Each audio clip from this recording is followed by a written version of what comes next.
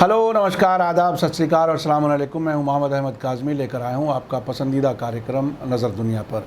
Media star world आज दो बड़ी खबरें आप तक पहुंचा रहा है। अज़रबैजान और आर्मीनिया के बीच जंग तेज़ी से जारी है और अभी जंगबंदी के आसार नज़र नहीं आ रहे।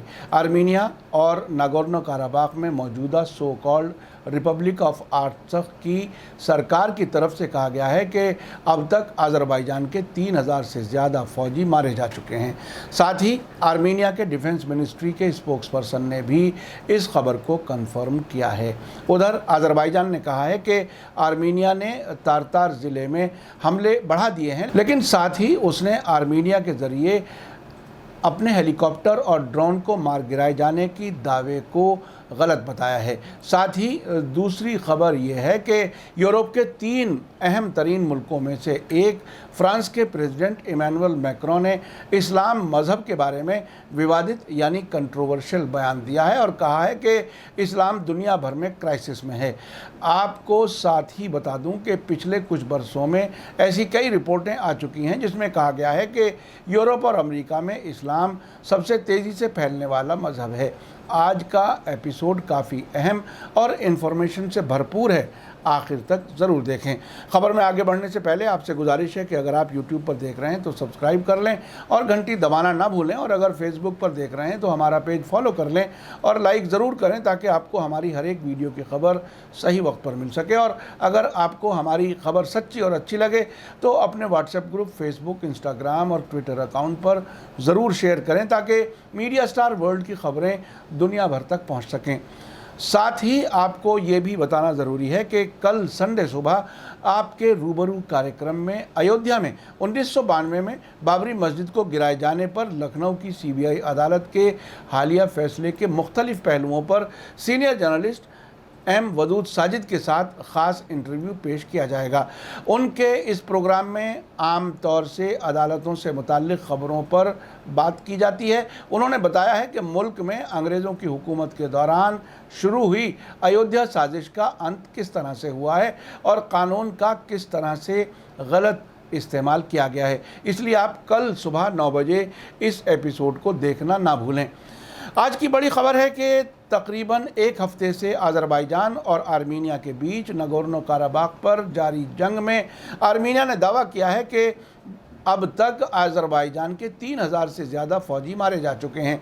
आज ही सैटरडे को नागोर्नो काराबाख की सेल्फ स्टाइल्ड आर्मीनिया की हिमायत वाली रिपब्लिक ऑफ आर्त्सख सरकार के प्रेस सेक्रेटरी ने कहा है कि पिछले संडे को शुरू हुई जंग में अब तक अज़रबैजान की फ़ौज के 3000 से ज़्यादा फ़ौजी मारे जा चुके हैं।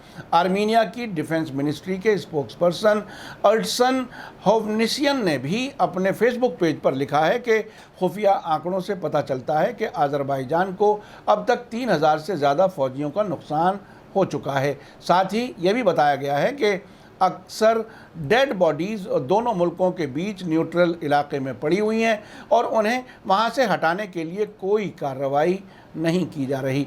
दूसरी तरफ अज़रबैजान की राजधानी बाकू के अखबार अज़र न्यूज़ ने खबर दी है कि अज़रबैजान की डिफेंस मिनिस्ट्री ने अपने शहरियों और फ़ौज पर आर्मीनियाई हमलों के जवाब में अपनी तरफ से की गई जवाबी कार्रवाई के दौरान तबाह किए गए आर्मीनियाई फ़ौज के हथियारों और दूसरे इक्विपमेंट की लिस्ट जारी की है।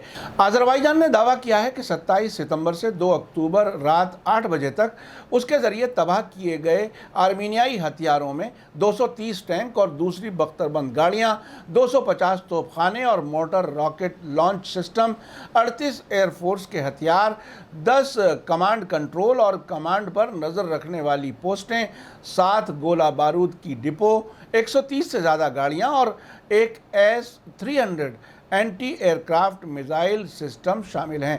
अज़र न्यूज़ के एक और रिपोर्ट में आयशा जबरावा ने लिखा है कि अज़रबैजान के प्रेसिडेंट इल्हाम एलियोव के असिस्टेंट हिकमत हाजीएफ ने कहा है कि आर्मीनियाई फ़ौजों ने 2 अक्टूबर को तारतार ज़िले में 2000 से ज़्यादा गोले मारे, जिनमें आम लोगों और शहरी बस्तियों को निशाना बनाया गया है।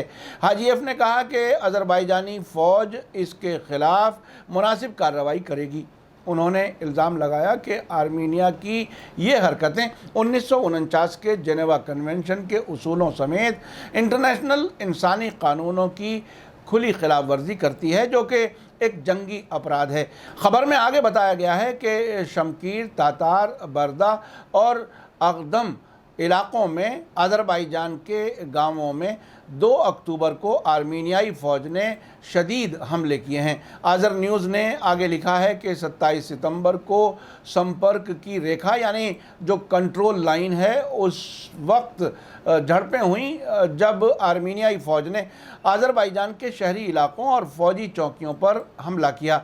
इस अखबार ने हमलों में 19 अज़रबैजान के शहरियों की मौत और दूसरे दर्जनों के ज़ख्मी होने की खबर दी है। अज़रबैजान ने संपर्क रेखा के साथ जवाबी हमला किया और 28 सितंबर को पार्शियल लामबंदी का ऐलान किया। साथ ही अज़रबैजान के मीडिया का कहना है कि उनके मुल्क के ज़िम्मेदारों ने बार बार कहा है कि उनकी फ़ौज आर्मीनिया के शहरियों को निशाना नहीं बनाएगी।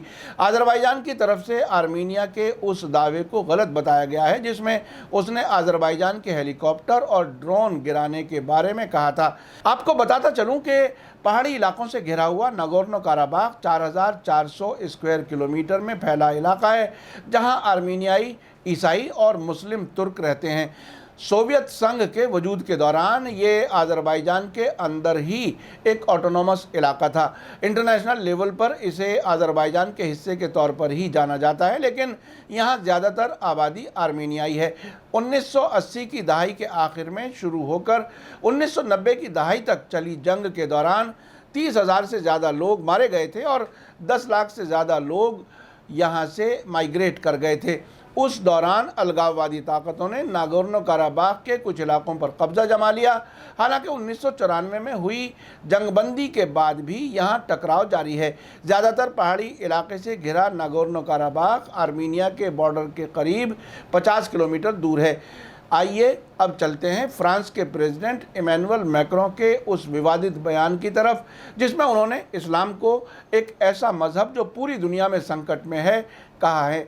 एसोसिएटेड फ्रांस प्रेस के मुताबिक प्रेसिडेंट इमैनुअल मैक्रों फ्राइडे को फ्रांस की राजधानी पेरिस के वेस्ट में सब अर्ब लेस मुरक्स में फ्रांस के इस्लामी अलगाववाद के सब्जेक्ट पर बोल रहे थे। उन्होंने कहा कि इस्लाम उन मुल्कों में भी गहरे संकट में है जहां मुसलमान मेजॉरिटी में हैं और इसकी वजह कट्टरवाद और राजनीतिक प्रोजेक्ट्स के बीच तनाव है जो कि बहुत मजबूत कट्टरता की तरफ ले जाता है।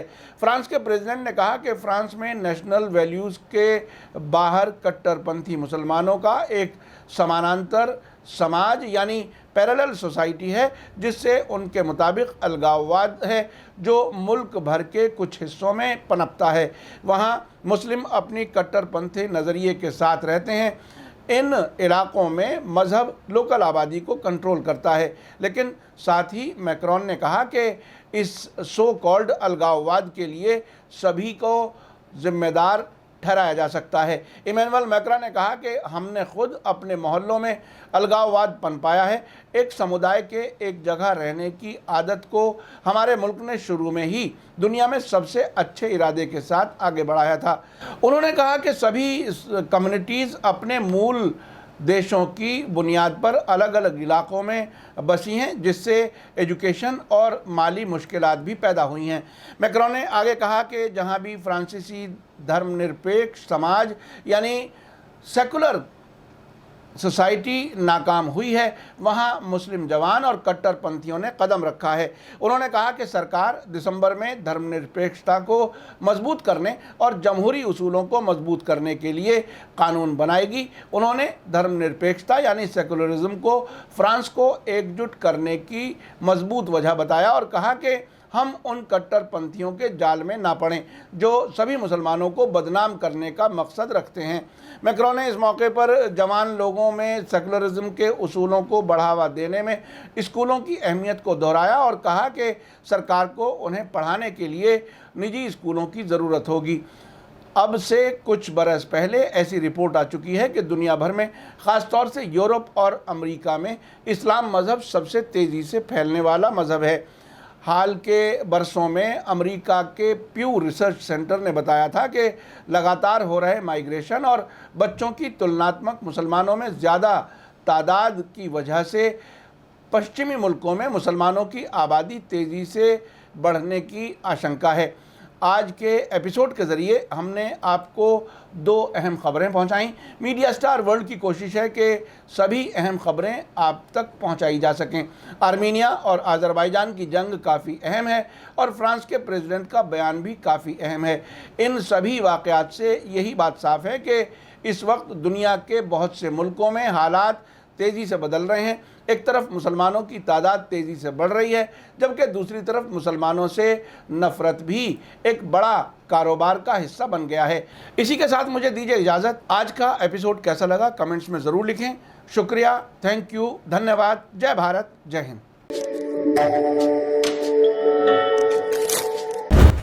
मीडिया स्टार वर्ल्ड के और वीडियो देखने के लिए हमारे चैनल को सब्सक्राइब करें और सीधे नोटिफिकेशन पाने के लिए बेल आइकन दबाएं।